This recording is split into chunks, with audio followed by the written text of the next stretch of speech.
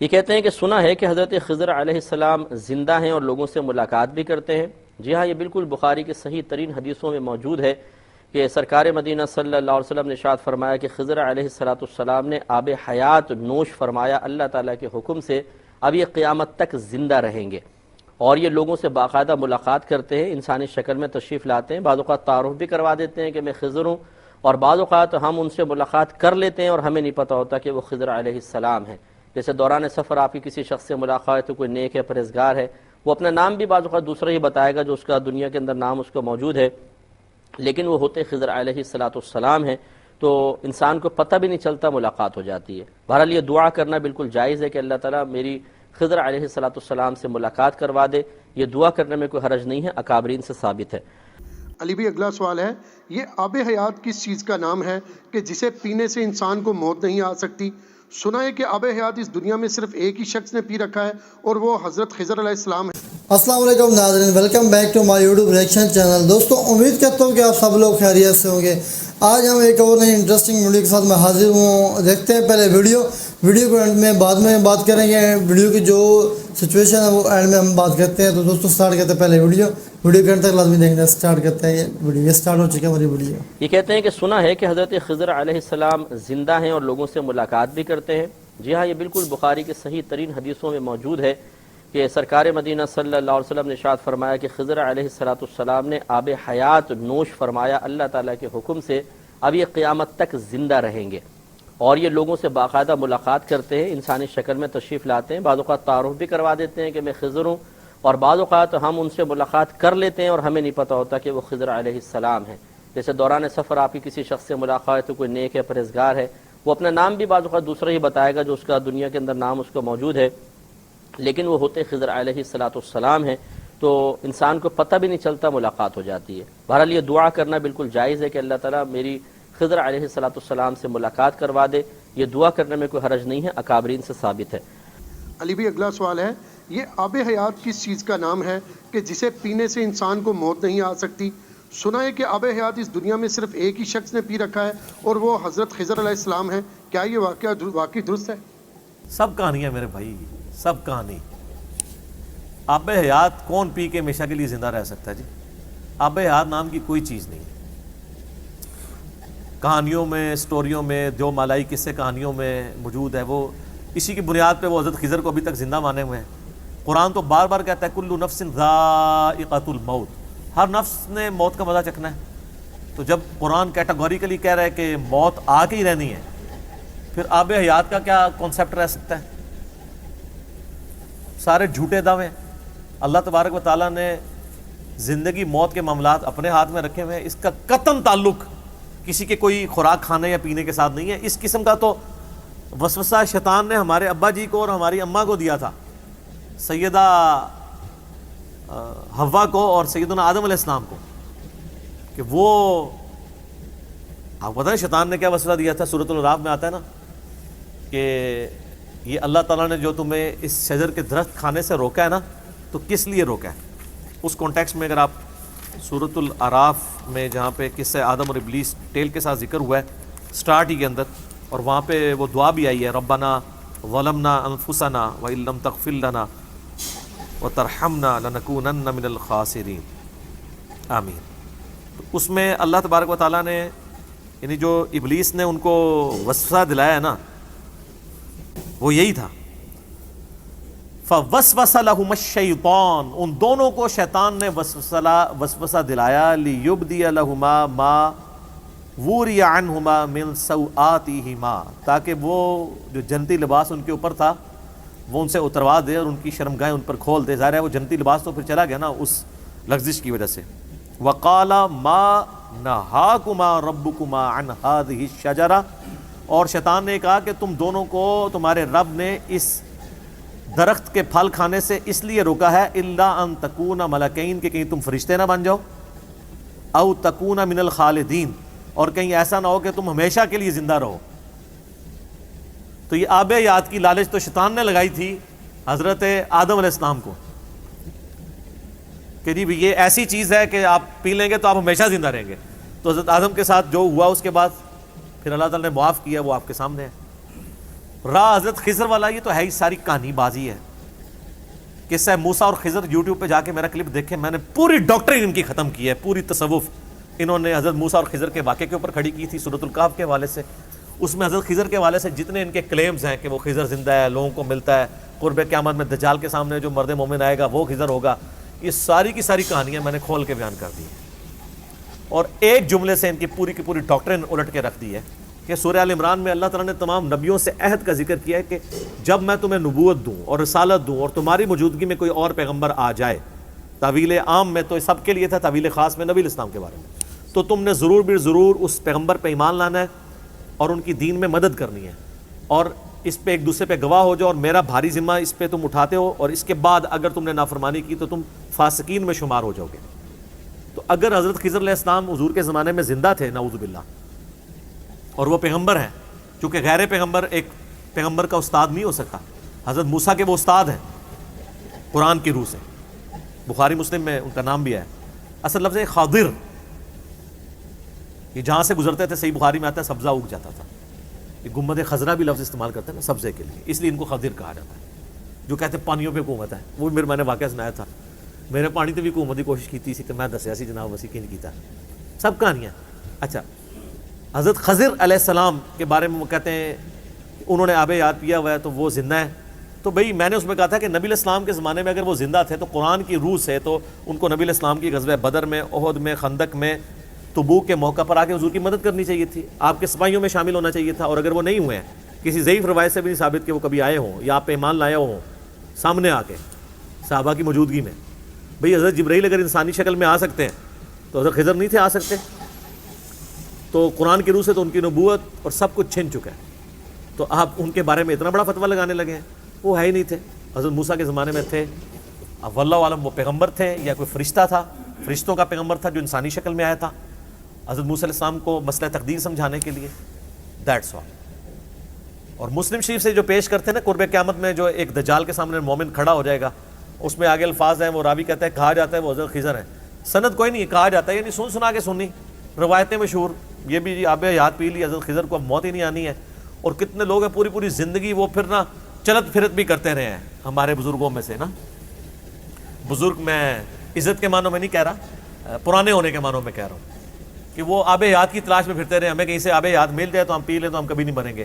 سر آپ کے ابا جی کو آب حیات کی لالچ سورہ الاعراف میں نے آیت پڑھ دی تھی شیطان نے، تو پھر ان کو کس ازمائش سے گزرنا پڑا اور اس کے بعد ہمیں بھی آج تک گزرنا پڑ رہا ہے.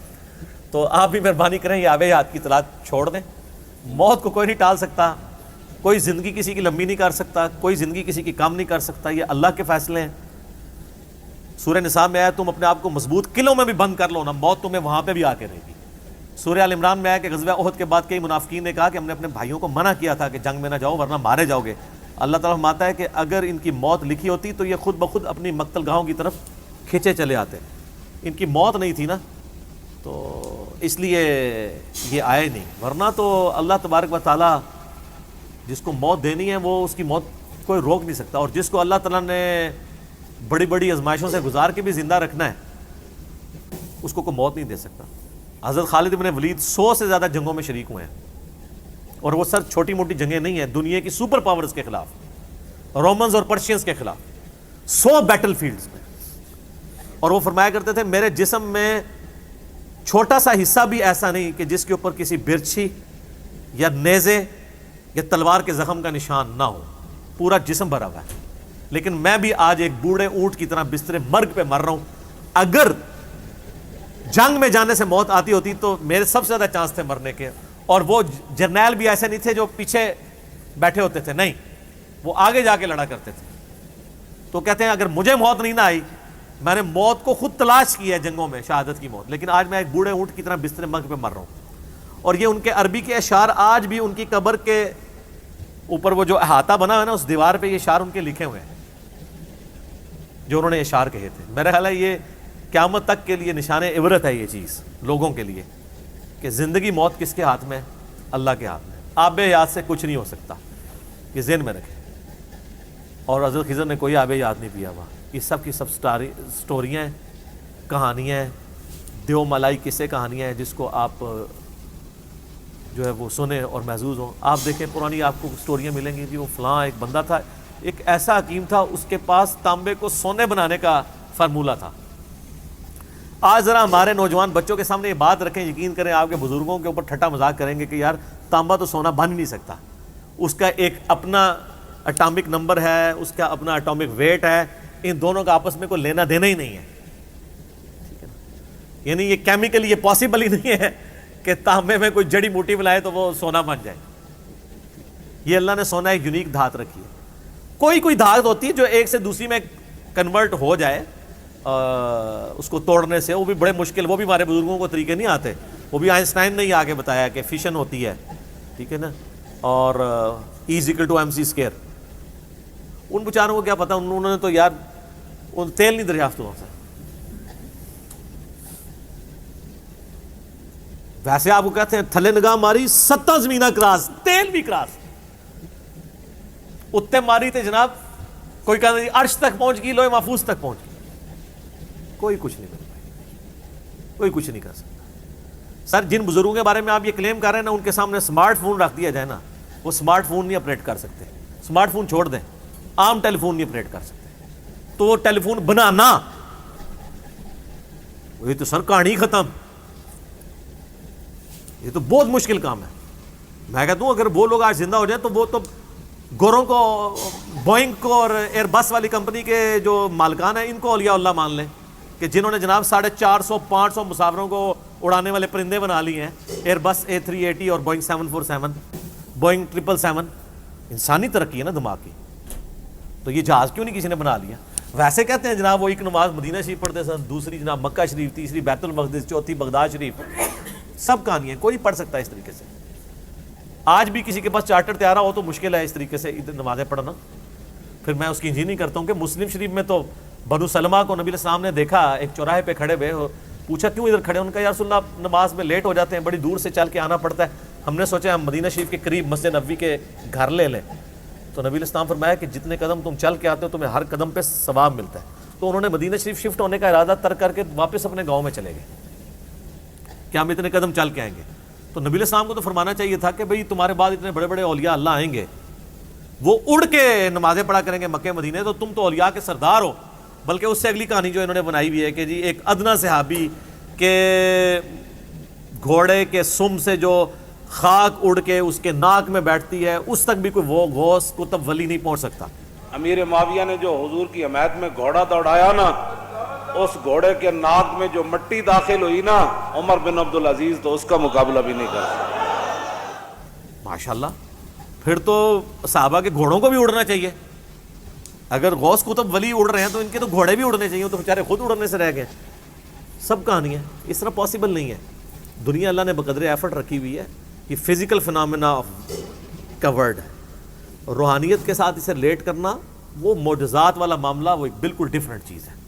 کرامت کا کانسیپٹ بھی اس طریقے سے نہیں جو یہ پیش کر رہا ہے, کمپیٹنسی نہیں کہ کوئی شخص حاصل کر لے. ایک الگ سے ایک بحث ہے, اس کے اوپر میری ایک ویڈیوز ریکارڈڈ موجود ہیں. تو بات کہاں سے کہاں نکل گئی.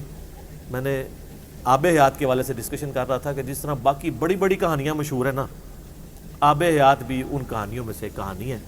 اللہ تعالیٰ ان کو عقل دے, کس قسم کی یہ باتیں یعنی پبلک کے اندر مشہور کرتے ہیں. وادی جن پہ بھی آپ نے میرا کلپ دیکھا کہ وہ ایک نظر کا دھوکہ ہے, illusion ہے.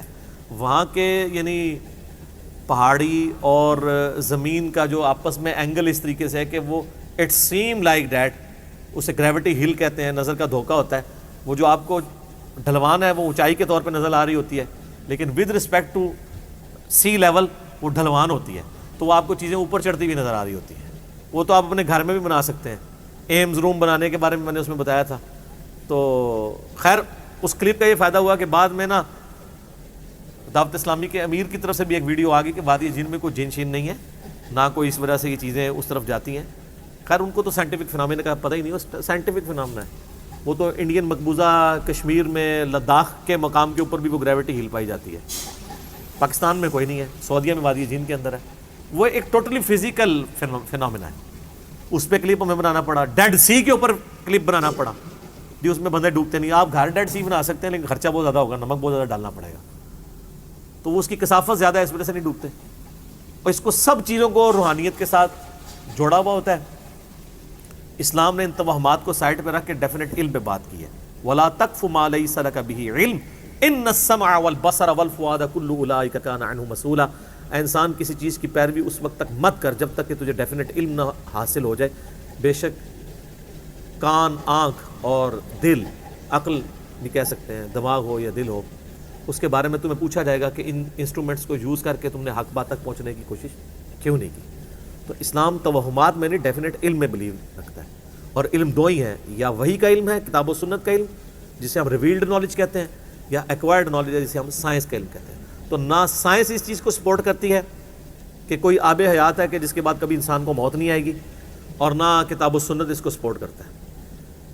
بلکہ موت وہ حقیقت ہے کہ جس کو وہ لوگ بھی مانتے ہیں جو خدا کو نہیں مانتے. اتنی بڑی حقیقت ہے موت. تو آب حیات کا تو کوئی سائنس میں کوئی وجود نہیں ہے، نہ کتاب و سنت میں کوئی وجود ہے.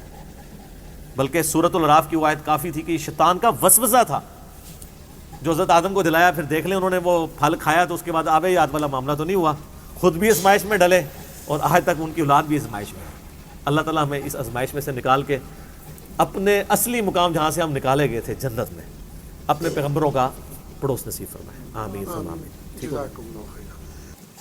تو ناظرین یہ تھی آج کی ہماری ویڈیو جس میں آپ نے دیکھا بہت اچھی انفارمیشن آپ کو ملی، اور ہمارا جو مقصد ہے وہ آپ کے لیے ایک نئی جو ویڈیوز ہیں اس کا لے کر آنا آپ کے لیے، تاکہ آپ کو انفارمیشن ملتی رہے اور نئی لیٹسٹ جو ویڈیوز ہوتی ہیں آپ کو مہیا کرتے رہیں، تاکہ آپ کا اور ہمارا جو تعلق ہے وہ برقرار رہے. تو آج جو ہم نے ویڈیو دیکھی بہت زبردست ویڈیو تھی اور اچھا میسیج ملا ہمیں. تو آج جو ہے اس طرح کی ویڈیوز اور مزید لے کر آتے رہیں گے. آپ نے کمنٹ سیکشن میں لازمی بتانا ہے آپ کو ہماری ویڈیو کیسی لگتی ہیں. دوستوں اپنا اور اپنے پیروں کا خاص خیال رکھا کیجیے. اگر آپ ہمارے چینل پر نئے ہیں تو ہمارے چینل کو سبسکرائب کر لیں، اور ہمارے چینل کے جو ویڈیوز ہوتی ہیں اگر آپ کو اچھی لگیں تو آپ لائک لازمی کر دیا کیجیے. آپ کا ایک لائک سے ہماری جو چینل کی بہت موٹیویشن ملتی ہے ہمیں. تو یہ تھی آج کی ہماری ویڈیو. نیکسٹ ویڈیو تک دیجیے ہمیں اجازت. اللہ حافظ.